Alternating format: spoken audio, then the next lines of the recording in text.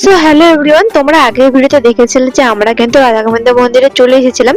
তো সেখানে এসে কিন্তু আমরা প্রথমে পুকুর আছে পাশে, সেখান থেকে আমরা হাত পা সব ধুয়ে নিয়েছিলাম, যেহেতু অনেকটা রাস্তা আমরা হেঁটে এসেছিলাম। তো তারপর আমরা কিন্তু মন্দিরের উপরে উঠে পড়েছি। তো দেখতে পাচ্ছ অনেকটা কিন্তু ভিড় ছিল শিব ঠাকুরের মন্দিরে। সবাই কিন্তু এখানে জল ঢালছিল, পুজো করছিল।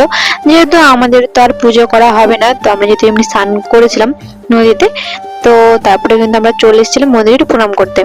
তো বাকি ঠাকুরগুলোকেও আমরা প্রণাম করে নিলাম। এখানে দেখো জগন্নাথ ঠাকুরের মন্দির, তো এখানে রাধাকৃষ্ণ জগন্নাথ ঠাকুরের মন্দির, তো সেখানে আমরা প্রণাম করে নিলাম। তারপরে চলে গেছিলাম কালী ঠাকুরের মন্দিরে, তো সেখানেও কিন্তু আমরা প্রণাম করে নিলাম। তো তারপরে কিন্তু একটু আমরা বসেছিলাম কিছুক্ষণ, কারণ ওখানে সন্ধ্যা আরতি হচ্ছিল, তো আমরা কিছুক্ষণ বসে সন্ধ্যা আরতি দেখছিলাম। আর বাকিটা সব জল ঢালছিল, তো ওই জন্য বসেছিলাম। তারপরে কিছুক্ষণ এখানে আমরা বাইরে এসেছিলাম, ক্যাম্প বসেছিল বাইরে, সেখানে আমরা একটু নাচানাচি করছিলাম।